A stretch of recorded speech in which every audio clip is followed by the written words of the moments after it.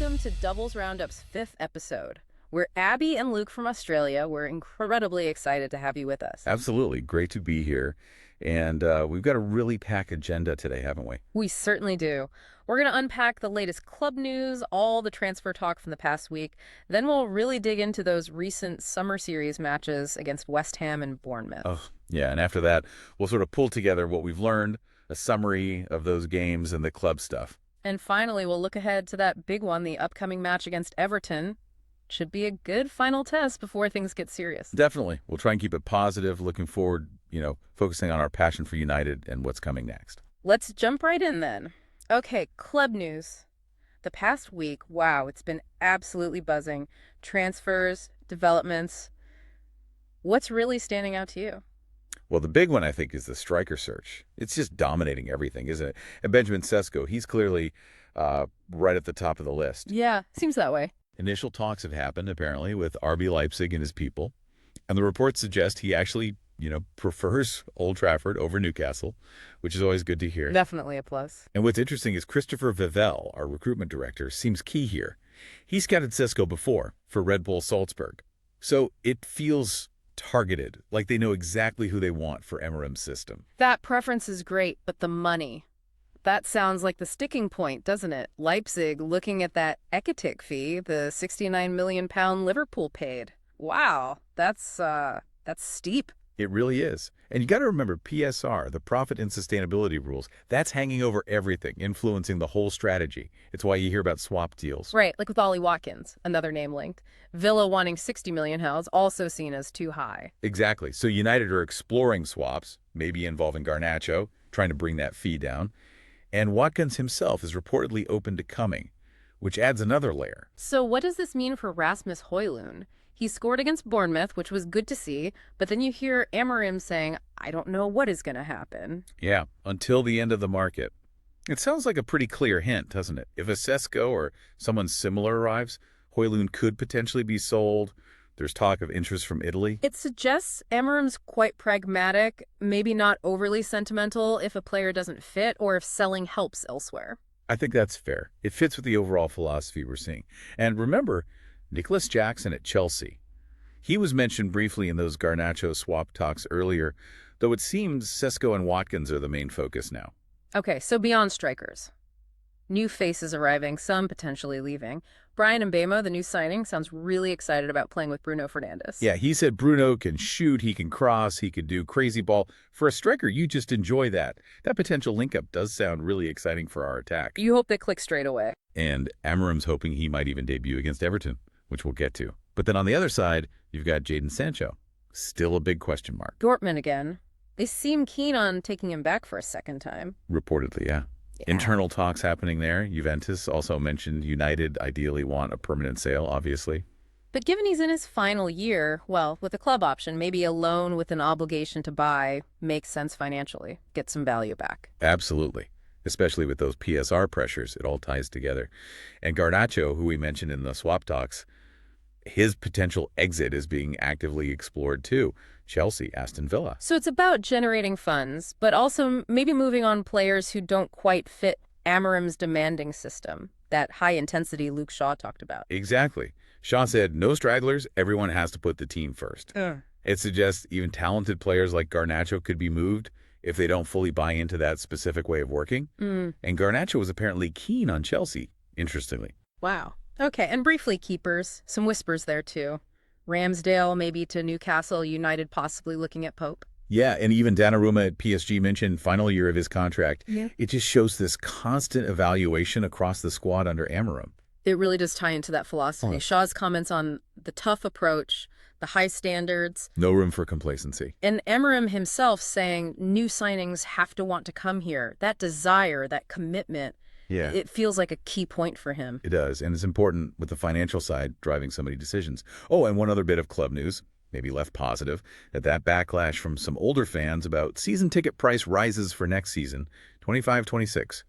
That's rumbling on. Right. Always a sensitive topic. So pulling all that together, what's the big picture from the club news? I think it's significant movement, or at least talk of movement, especially for strikers, and a real sense that Amorim is reinforcing this demanding, high-intensity culture. A proper reshaping seems underway. Okay, let's shift to the pitch then. The summer series kicked off against West Ham in New Jersey, a 2-1 win. What did that first game tell us about Amorim's tactics taking shape? Well, the big takeaway for me was how quickly his ideas seemed to be getting across. The team started really energetically, very aggressive, clear plan to press high, dominate early. Amorim even said the first half was completely different from last season in intensity. You could see that pressing structure working, disrupting West Ham. Højlund, Patrick Dorgu showing great work rate. Yeah, definitely. And that press led to some nice fluid attacks when they won the ball back. Bruno Fernandes was central to that, wasn't he? Scored both goals, showed his finishing class again. His quality is undeniable. And the new signings, how do they look? Pretty encouraging. Matheus Cunha played about 65 minutes, showed that creative spark, linked play well. Manuel Ugarte in midfield looked classy and combative, gave us real presence. Solid. And the defenders, Euro and Heaven. Yeah, solid from them too. Aiden Heaven actually won that early penalty. And there was that interesting tactical point about center backs stepping into midfield when building play. More progressive. And Abbie and Luke, he got a half too. Looked really accomplished, apparently. Good control, moved the ball well. His partnership with Ugarte seemed promising. Bit of steel, bit of drive. Okay, but it wasn't perfect, was it? Areas to improve. No, definitely not. The team apparently rushed a bit in the final third. Needed a bit more patience, maybe. And Højlund's missed chances.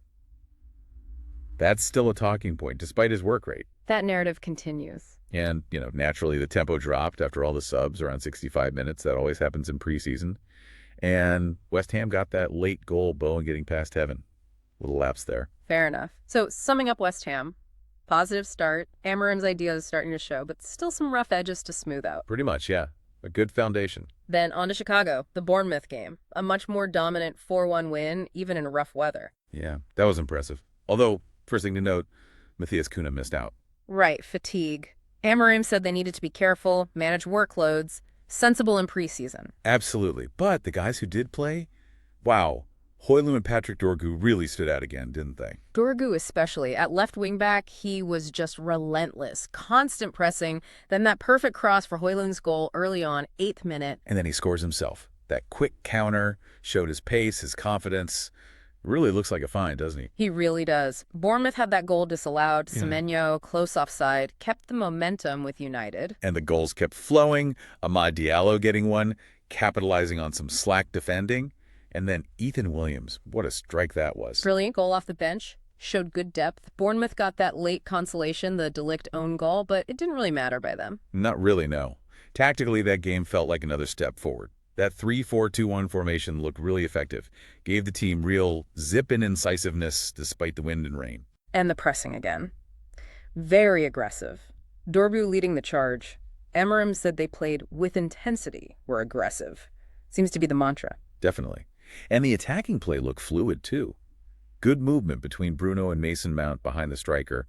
Mount set up Dorgu's goal with that quick free kick, showed his vision. Those attacking connections are starting to build. And it really highlighted the importance of the wingbacks in this system.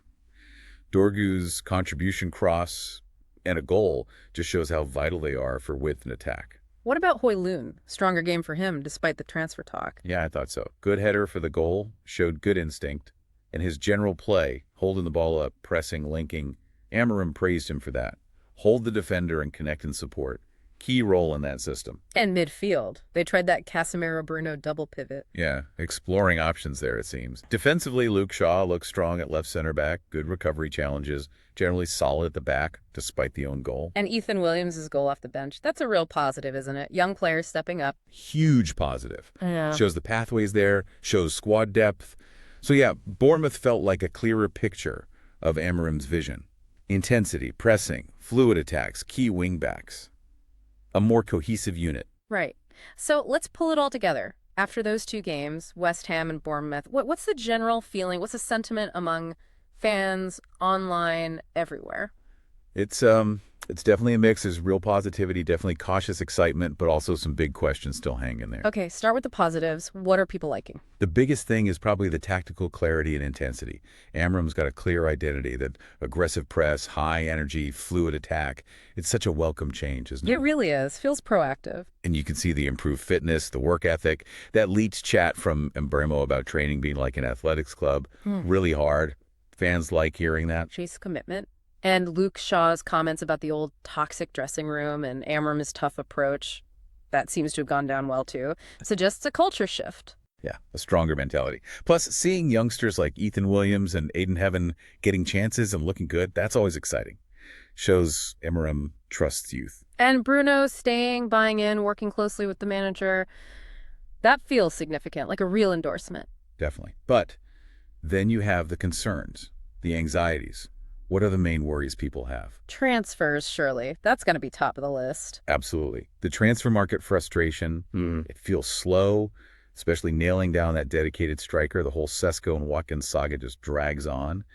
There's a sense we need a bigger rebuild, really, and the lack of signings after Kuna and Mbeumo is worrying, especially knowing about PSR. The feeling is Amorim needs the right tools for his system, that 3-4-3, doesn't he? It does. And then there's player exits. People generally support the idea of being ruthless, moving on players like Rashford, Garnacho, Sancho, Anthony if they don't fit. But actually doing it is tough if clubs won't meet the asking price. That impacts who we can bring in. Exactly. Tactically, some observers worry the defensive line still sits a bit deep sometimes. Could leave space against top teams. Something to watch, maybe. And Højlund. Despite the goal, the doubts about his finishing, his consistency, they're still there. Amorim working with him is good, but it also highlights the reliance on him if no one else comes in. Yeah, a bit of a double-edged sword. And finally, just that general realism. Don't get carried away. It's preseason. Last season was 15th. The real tests are coming. So, overall, cautious optimism is the vibe. Happy with Amorim's start, the intensity, the tactics, but worried about transfers, finances, and whether the squad is strong enough yet. That sums it up pretty well, I think. Amorim's doing a good job with what he's got. Seems to be the consensus, but reinforcements feel crucial for real long-term success. Okay, that leads us nicely into the final preseason test then. Manchester United versus Everton. Another chance to see how things are developing under Amorim. And historically, we've got a decent record against Everton, haven't we? Never lost since last year, 2 wins, 1 draw in the last 3. That's right. And over the last 10 games, it's 6 wins, 3 draws, only 1 loss way back in April 2022. Remember that 4-0 win last December? That was dominant. You love to see it. And looking at current form, United are coming in off those 2 solid wins, 2-1 against West Ham, 4-1 against Bournemouth, looking more fluid, more confident. Whereas Everton, well, they've had a tougher summer series, lost 3-0 to Bournemouth, 2-1 to West Ham. So on paper, United look like clear favorites here. Definitely. Tactically, you'd expect United to stick with that aggressive high press, try and impose themselves early. Wingbacks will be key again, surely. Dorgu, maybe Dalot on the other side, providing that width and attacking threat. Absolutely vital in this system. And that link up between the attacking midfielders, Bruno, Mount, maybe Kuna if he's back, and whoever plays up front, Højlund or maybe Xerxes if he gets minutes, that needs to keep clicking. And the big question, will Bryan Mbeumo make his debut? How he fits in, his chemistry with the others. That's going to be fascinating if he plays. Huge point of interest. Defensively, you'd expect Amorim to keep fine-tuning things, maybe see Maguire get more time, Shaw in the back 3 again, working on that structure when the press is beaten. Now, Everton under David Moyes, we know what to expect, don't we? Organized, defensively solid. Yep, they'll be hard to break down. Probably sit a bit deeper, look to counter. Moyes knows how to frustrate teams. That midfield battle against someone like Alcaraz will be important. They'll still pose a threat, won't they? Moyes will set them up to try and exploit any mistakes we make. For sure. And being the last preseason game, expect some rotation from Amorim. Maybe give minutes to players who haven't featured much, but also get those likely starters for the Arsenal opener tuned up. And it's at the Mercedes-Benz Stadium. Huge place, nearly 73,000 capacity. Should be a great atmosphere, mostly United fans probably. Yeah, adds a bit of an edge. So, prediction time. Given our form, Everton's struggles, you have to favor United. Agreed. Maybe 2-0 or 3-1, like you said. Something like that feels plausible. A comfortable win, hopefully. Key United players to watch then. Dorgu, obviously. Mbeumo, if he plays. Bruno, always. Kuna, if he's back and sharp. Yeah, plenty to keep an eye on.